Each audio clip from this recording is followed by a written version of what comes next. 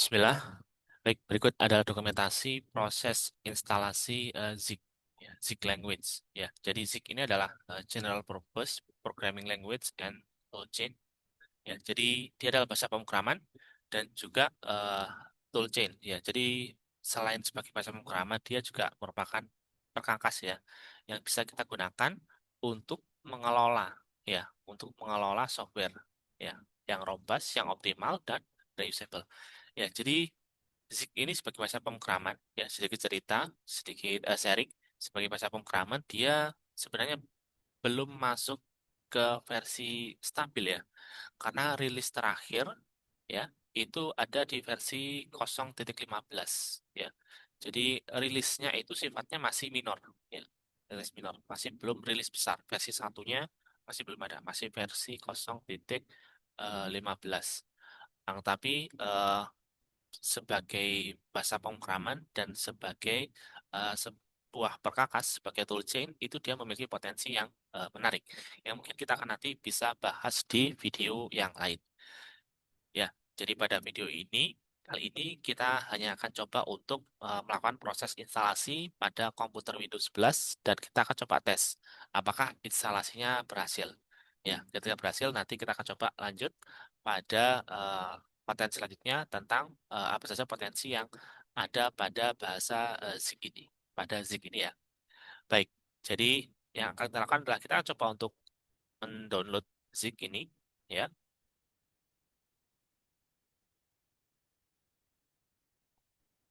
Jadi untuk cara installnya, kita download dan install itu kita bisa menggunakan package manager. Hanya saja di sini saya akan menggunakan ya file yang bisa kita download. Ini ada versi masternya. Hari ini itu dia ada di versi 0.16. Ya, jadi 0.16 ini developer ya, masih versi yang develop. Tapi kita akan menggunakan versi yang relatif lebih stabil ya, yaitu versi 0.15. Jadi ya, 0.15. Kemudian kita akan download Zik untuk Windows ya 64 bit. Windows 64 bit berarti kita download yang ini. Nah, ini kita download. Setelah kita download, kemudian akan kita coba untuk install. Ya, jadi di sini saya sudah download dan kita akan coba untuk install ya. Jadi untuk cara installnya itu ada di halaman get started ini ya. Nah, ini ada cara install dan cara menjalankannya. Nah, ini ya. Jadi di sini tadi disebutkan. Jadi jika dia belum mencapai versi 1. Nah, untuk cara installnya bisa ini ya, yang kita lakukan direct download, kemudian kita akan melakukan setting path. Jadi ini sudah saya download ya di folder download saya. Nah, ini ya. Jadi ini jika sudah kita install, ini akan kita ekstrak dulu ya.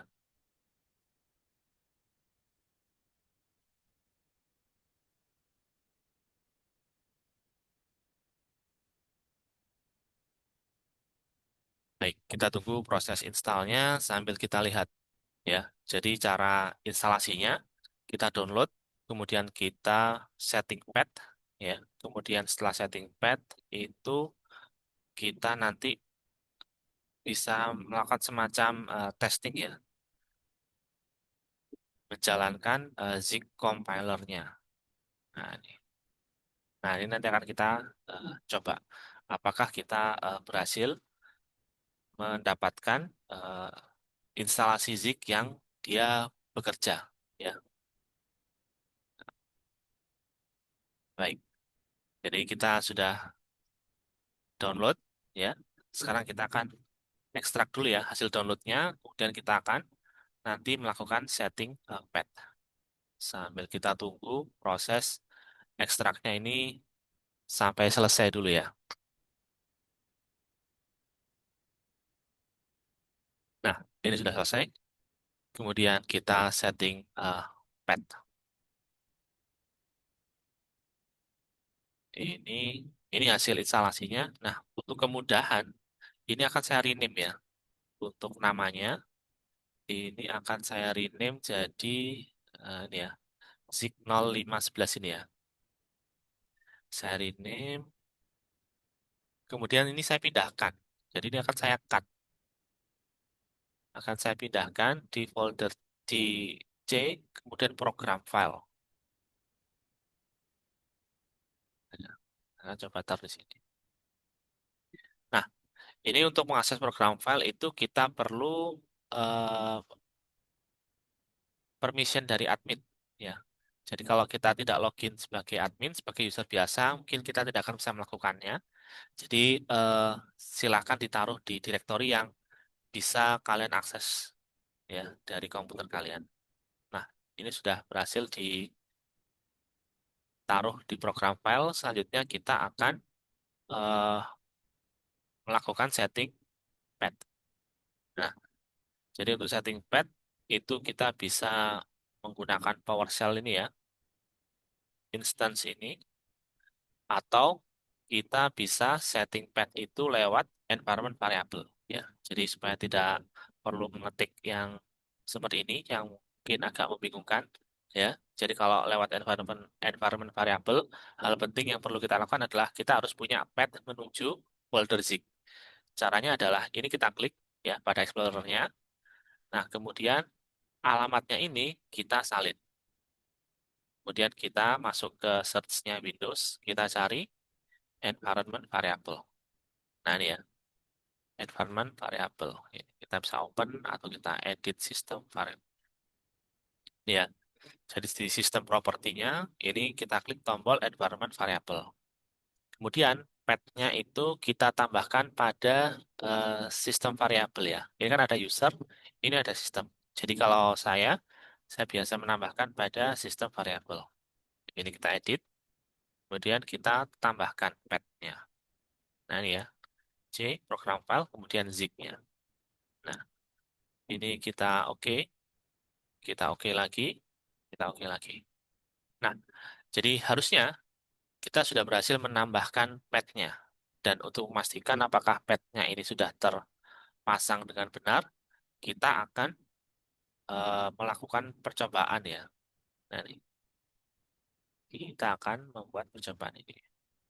Jadi saya akan membuat satu folder untuk project Zig.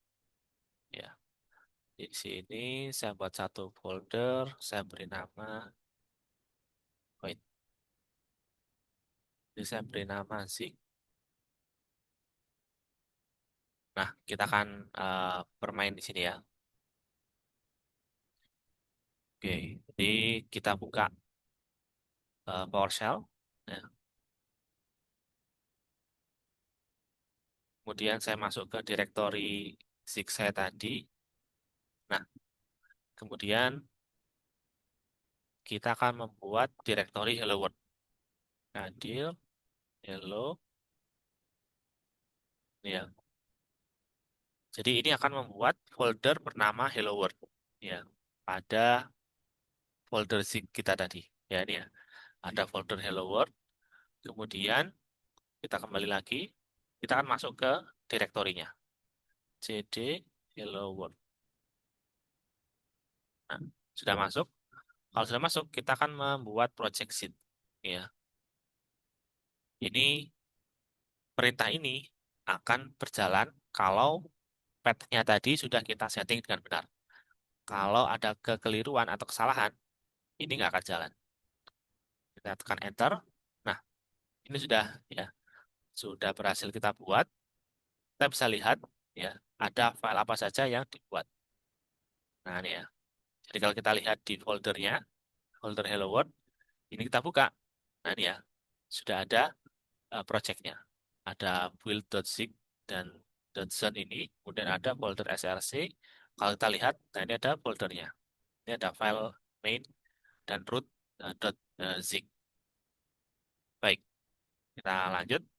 Nah, ini sudah. Kemudian kita akan coba untuk jalankan. Oke ya. Jadi kita jalankan zig build ya, run. Ini ya. Nah, ini proses compile ya untuk project yang tadi kita buat. Jadi kita tunggu prosesnya sampai selesai.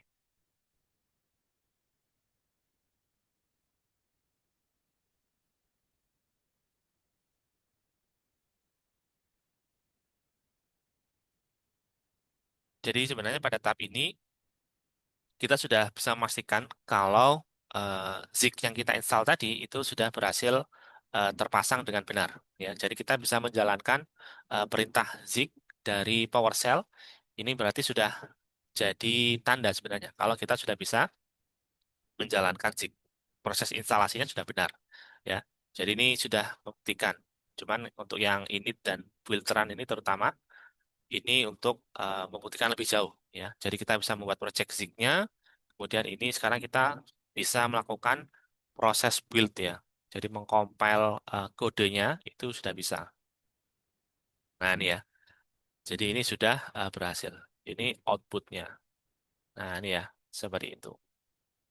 Baik, jadi kurang lebih sekian untuk video kali ini tentang bagaimana cara menginstal Zik ya, dan untuk memastikan bahwa instalasinya itu berhasil dijalankan ya, berhasil kita install dan bisa menjalankan project Zik ya. Jadi kita menjalankan project Zik Hello World ini ya sampai pada proses compile. Baik, sekian.